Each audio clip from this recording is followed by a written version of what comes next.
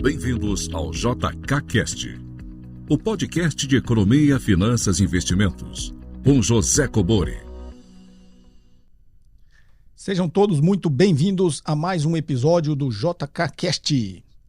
Perguntas em áudio e texto para o WhatsApp 61981170005. Perguntas entre 40 segundos e 1 minuto, sempre se identificando e de onde você fala. E gravando de locais silenciosos. Até para a gente poder aproveitar as perguntas, né? Como eu sempre digo, ainda continuo vindo perguntas com muito ruído no fundo. Tá ok? Então vamos lá.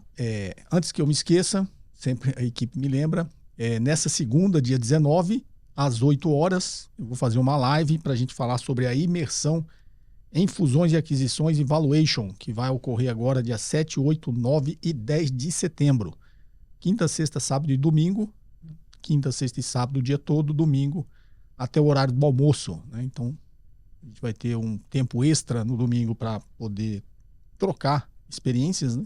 Também ao longo de todos os dias, nos almoços e nos coffee breaks, também teremos momentos aí de descontração e bate-papo e, obviamente, falar sobre o assunto, né? Fusões e aquisições e valuation. Tá joia, pessoal? Então, já tem vários inscritos. Se você ainda tem interesse em se inscrever ou tem alguma dúvida, participe da live. E todas as informações vão estar aqui na descrição abaixo do vídeo. A imersão é com toda a minha experiência, né? Inclusive todos os estudos de casos, documentos, planilhas que vai ser utilizadas. São planilhas e documentos reais que foram utilizadas nas operações que eu participei e coordenei. Então é um material bastante rico. Tá ok, pessoal? Nessa sexta eu tive uma surpresa, eu nem sabia, né, que eu estava concorrendo ao tal no Prêmio IBEST. Mas eles me mandaram uma mensagem, né? Que ali eu estava entre o top 20.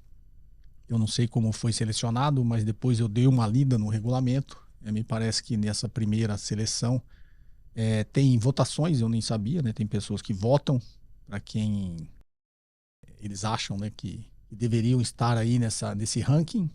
Obviamente, como eu não sabia e não pedi voto, eu acho que não teve essa votação, a menos que seja espontânea ou quem de vocês aí, né, conhece e tivesse no site, deve ter feito essa votação, pelas quais eu agradeço, mas lendo o regulamento, tem algumas vagas lá que são escolhas técnicas, né? Eles têm um corpo técnico lá no IBEST que seleciona as pessoas, então acredito que teve um peso, né, esse júri técnico, porque o meu canal perto dos outros, é um canal pequeno, né?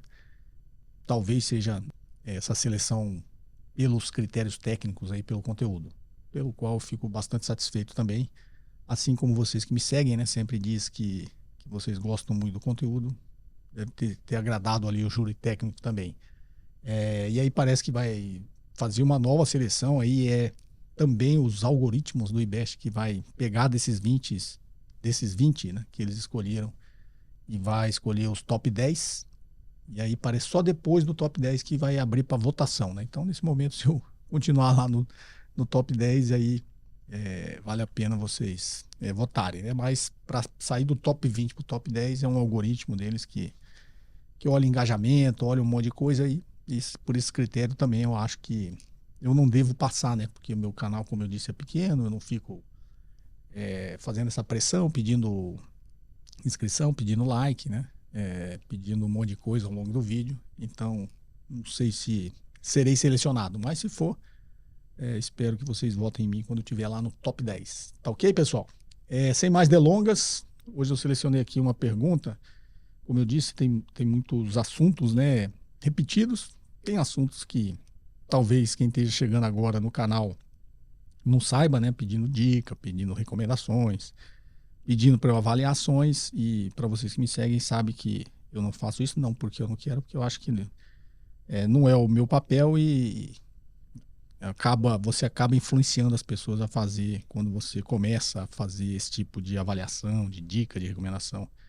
E as pessoas começam a fazer as coisas não por conta própria, né, mas pela cabeça dos outros. No caso, pelo que eu falar. Então, por isso mesmo que eu não faço. Tá joia? Passo conteúdo para que vocês possam utilizá-lo da melhor forma possível. Então, sem mais delongas, vamos aqui à primeira pergunta. Bom dia, professor. Quero primeiro parabenizá-lo pelos seus excelentes conteúdos e maneira didática de falar. Dito isso, gostaria de lhe perguntar sobre o capital de giro. A teoria diz que os recursos de terceiros tendem a ser mais vantajosos por ter um custo inferior que o capital. Acho que você quis dizer capital próprio, né? Porém, em um país como o nosso, não seria mais inteligente considerar o custo do capital de giro na viabilidade econômica? Haja vista uma maior segurança na própria operação? Está anônimo, não disse o nome nem de onde fala, mas é uma pergunta que eu acho que tem bastante a ver, né, com o dia a dia das empresas, finanças corporativas, e no treinamento que eu dou para empresas, né, sobre planejamento estratégico, finanças corporativas, é um assunto que a gente mais aprofunda, né, que as empresas pedem para aprofundar um pouquinho melhor. Eu tenho uma boa parte desse treinamento executivo focado em administração estratégica do capital de giro. Então, é bem interessante a gente falar sobre isso. Sempre comento aqui por cima, na realidade, a maioria das empresas que quebram, inclusive as grandes, é por falta de capital de giro. O capital de giro tem que ser bem dimensionado. Mas aí tem algumas, digamos assim, alguns equívocos aqui, né? Equívocos na maneira de quando a gente planeja fazer os estudos de viabilidade, orçamento de capital, isso tem que estar já mensurado. Então, quando você diz aqui, a teoria diz que os recursos de terceiros tendem a ser mais vantajosos por ter um custo inferior que o capital. Então, capital de terceiros é mais barato que capital próprio, em teoria, tá? Como eu já expliquei, por quê? Vai contra o senso popular, né? Às vezes a gente acha a dívida custa mais. Não, capital terceiro custa menos justamente porque é um recurso que está entrando na empresa de credores, né? E o credor ele tem um risco muito menor do que o acionista. O acionista ele vai ter um retorno, vai ter fluxo de recursos, né? Dividendos e lucros, se a empresa der lucro. Se ela não der, o acionista não vai ter nada. Inclusive não pode exigir, ele está entrando no risco, está virando sócio, só vai receber alguma coisa de distribuição se a empresa der lucro e a ação dele só vai valorizar se a empresa crescer, se a empresa se mostrar uma empresa competitiva e viável, né?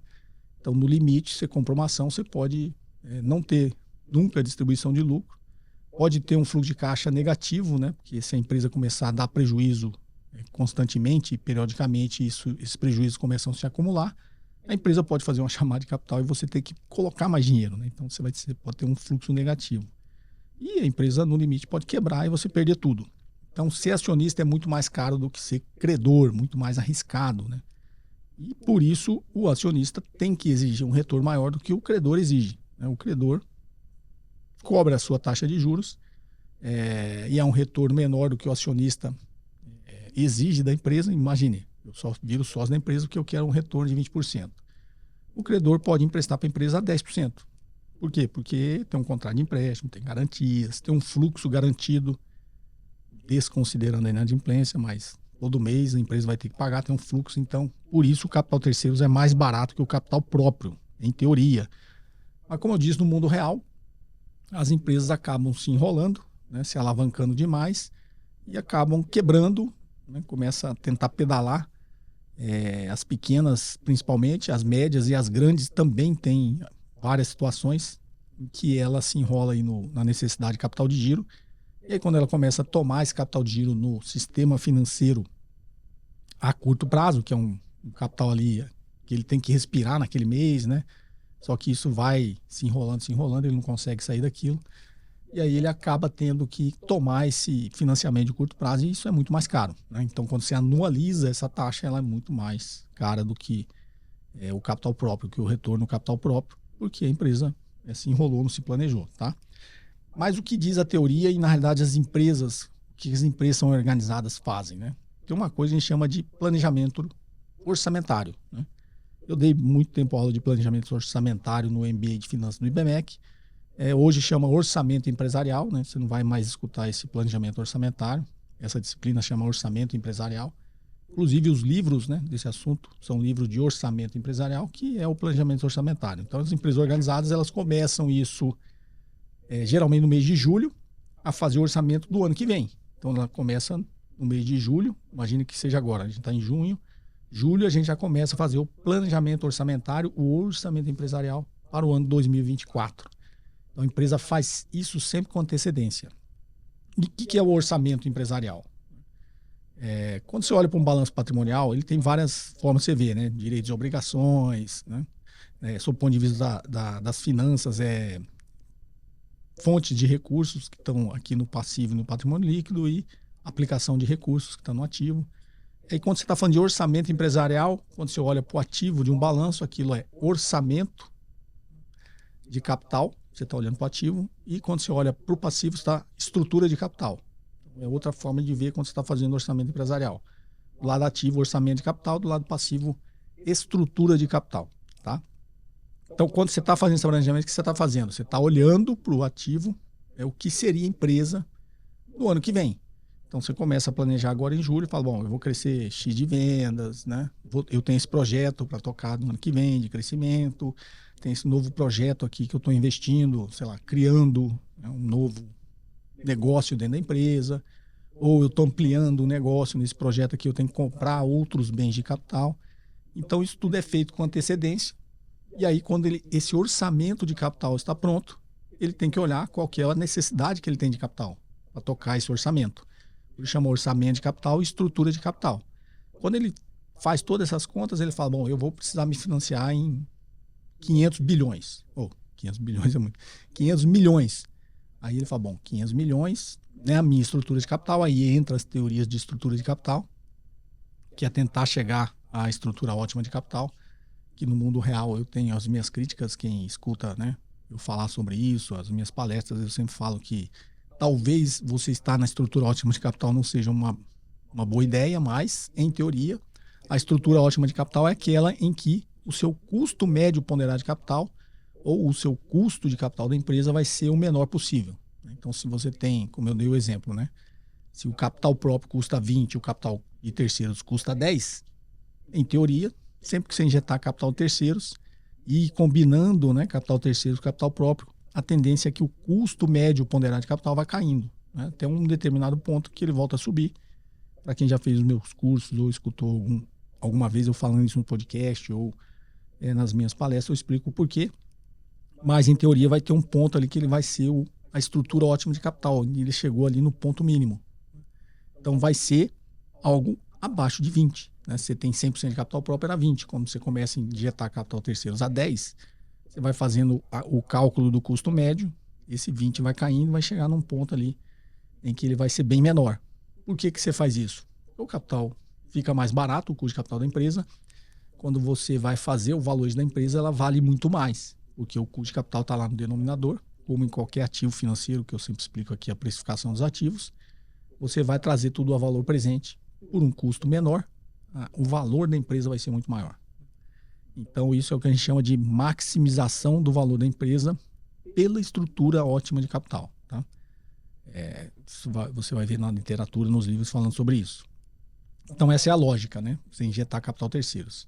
Então, quando eu faço todo esse meu orçamento de capital, eu estou lá olhando os projetos, vou crescer vendas, né, vou tocar um novo negócio aqui, vou ampliar, né, imagine se eu seja uma indústria, vou ampliar aqui a minha planta industrial, você faz todo esse orçamento agora, no ano que vem, e você vai ter uma ideia de o que esses projetos, não só de novos negócios, novos equipamentos, novos bens de capital, mais crescimento de vendas, você vai fazer tudo que vai, na sua visão, né, de administrador, você quer que aconteça no ano que vem, você está buscando aquela meta, aí você vai mensurar tudo isso, vai falar, bom, preciso de 400 milhões, 500 milhões. E como é que você chega nessa conta? Justamente quando você pega um projeto de análise de viabilidade econômica de um investimento, né, de um projeto, você faz a conta como se você estivesse fazendo um valuation, só que aquilo é do projeto, você está fazendo uma avaliação de viabilidade econômica do projeto. Obviamente, você tem 20 projetos, você vai fazer para todos, tá? Mas quando você faz isso, você está fazendo mais ou menos o cálculo de um valuation. Qual que é a diferença? A diferença é que um projeto ele tem tempo de vida. É um projeto de 10 anos, um projeto de 5 anos. Geralmente, é óbvio que isso pode continuar na empresa, mas quando você vai ver a viabilidade, você está vendo o tempo, primeiro, que a empresa, o acionista gostaria de exigir, mas o tempo de maturação daquele investimento, né? daquele projeto. Todo projeto é um tempo de maturação. E aí você vai fazer só durante aquele período, você vai, igual um valuation, quanto é que vai trazer de receita, despesa, né? Fluxo de caixa operacional, aí vai fluxo de caixa de investimento. Para eu tocar esse projeto, que eu preciso comprar um novo equipamento, preciso manter os antigos, ter a manutenção dos ativos. Aí vai lá, fluxo de caixa de investimento. E necessidade de capital de giro, né? Não só a inicial, como a variação na necessidade de capital de giro. Então, o capital de giro você está calculando no seu orçamento de capital. Você não pega dinheiro depois, você faz no seu orçamento empresarial. Você fez o orçamento de capital, vou precisar de X 500 milhões, no meu exemplo. Nesses 500 milhões está a necessidade de capital de giro. E aí você vai decidir como é que você vai se financiar nesses 500 milhões. Né? Quanto você vai pegar de dívida, emitir dívida, pegar de terceiros, quanto você vai pegar do acionista, pedir para acionista ou emitir novas ações. Então, você faz isso com essa visão de qual que seria a estrutura ideal. Né? 60% de capital próprio, 40% de capital terceiros, é o que a gente chama toda empresa, obviamente bem administrada, e ainda não está na estrutura ótima de capital, ela tem o que a gente chama de uma capacidade, uma ociosidade de endividamento. Né? Ou seja, ela ainda tem capacidade de se endividar. Se ela ainda tem capacidade de se endividar, quer dizer que ela ainda não está na estrutura ótima de capital. Ela pode pegar capital terceiro justamente com essa intenção de reduzir o custo médio ponderado de capital. Então, na sua pergunta, você fala, mas essa primeira parte que você falou, né? Mas aí depois ele vai pegar capital de giro, você teria que considerar esse custo. Obviamente, mas as empresas não fazem isso premeditadamente e não planejam isso. Isso é o que acontece na vida real. Como eu disse no início, a grande maioria das empresas que quebram é exatamente por causa disso. Faz todo esse planejamento, mas lá na frente, por algum motivo, ela se enrola, ou não fez a conta direito, ou ela quer crescer sem ter planejado, né, que a gente chama a dor do crescimento. Ela planejou crescer 10% no ano que vem. Aí ela vê que tem oportunidade no mercado e quer capturar aquela oportunidade de crescimento. Só que ela não planejou. Né? Se ela precisar de mais capital, vai ter que pegar capital de curto prazo. Quando ela pega capital de curto prazo, é muito mais caro. Então, uma empresa, quando ela faz o seu planejamento estratégico de crescimento, estratégico dos próximos 5 anos, do próximo ano, que a gente chama de planejamento estratégico, ela tem que ter essa visão e esses números em mãos. Porque se ela decidir lá na frente fazer uma coisa que ela não planejou, vai ficar mais caro. Como qualquer coisa na vida, né? Se você faz uma coisa que você não está planejado, você vai ficar mais caro.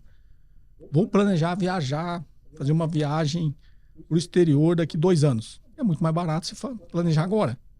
Se chegar no ano que você... não, quero ir para o exterior. Vai ficar mais caro, a passagem é mais cara, a hospedagem é mais cara. Assim, em qualquer coisa na vida. Se você não planejar, vai ser mais caro. E nas empresas, exatamente isso, tá? Quando ela chega, planejou, capturou o que ela precisa de capital de giro, né? Fez as contas e, minha necessidade de capital de giro é essa. Ela se financia, com planejamento, vai se financiar muito mais barato. Ela já está planejando para o ano que vem. Pode planejar com calma uma emissão de dívida, né? Vai negociar isso de uma maneira muito mais tranquila, planejada. Né? Aí, se não fizer, não. Chega no ano, estou aqui agora, preciso crescer. Você vai ter que sair correndo atrás de dinheiro para financiar o seu crescimento. Não foi planejado, você vai pagar mais caro, tá ok? Então, essa é a lógica. Né? O capital de giro, ele já está no seu planejamento, né? Já está naquela continha que você fez, quanto você vai tomar de dívida se você decidir tomar capital de terceiros, tá? Nessa sua pergunta, eu acho que a sua dúvida você colocou como se fossem coisas separadas, não é? É uma coisa só, né? Elas se tornam separadas lá na frente por falta de planejamento. Tá joia? Espero ter te ajudado, respondido, né, a sua dúvida e ajudado a maioria das pessoas que acompanham aqui o nosso podcast. Esse episódio vai ficar por aqui, foi só essa pergunta aí que foi aproveitada, tá ok? Relembrando, imersão em fusões e aquisições e valuation, 7, 8, 9 e 10 de setembro. Uma live agora segunda, dia 19, às 20 horas, para a gente falar sobre o conteúdo e trocar informações, né? Tirar dúvidas nessa live. Qualquer link aqui para informações ou inscrição no curso ou informações lá no site, vão estar os links aqui na descrição do vídeo. E eu espero vocês na live. Já tem bastante gente inscrita, né? É uma imersão presencial, 3 dias, o dia todo, e no domingo, quinta, sexta, sábado, domingo, e no domingo, metade do dia, até porque ninguém vai querer ficar estudando domingo o dia inteiro, né? Mas depois do almoço, obviamente, quem quiser ficar trocando experiências será bem-vindo. E ao longo dos 4 dias vão ter bastante oportunidade também. vai ser em São Paulo, né, lá no Brooklyn, 7, 8, 9 e 10 de setembro. Tá joia, pessoal? Aguardo vocês na live e para quem já tá inscrito aqui, já nos veremos em setembro. Novamente, agradeço aí. Fiquei surpreso, né, com o prêmio do IBEST Top 20, né, na categoria de Economia e Negócios. E parece que esse negócio vai evoluindo, né? Eu dei uma lida no regulamento, nem sabia, mas se a gente lá na frente estiver entre o top 10, aí vai entrar em votação e aí vocês poderão expressar, né, a opinião de vocês através do voto. Espero que vocês tenham gostado desse episódio. Perguntas e áudio de texto para o WhatsApp 61 981170005. Perguntas entre 40 segundos e 1 minuto. Sempre se identificando de onde você fala e gravando de locais silenciosos.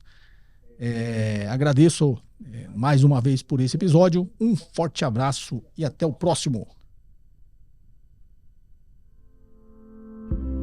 Você ouviu mais um episódio de JK Cast, o podcast de economia, finanças e investimentos com José Cobori.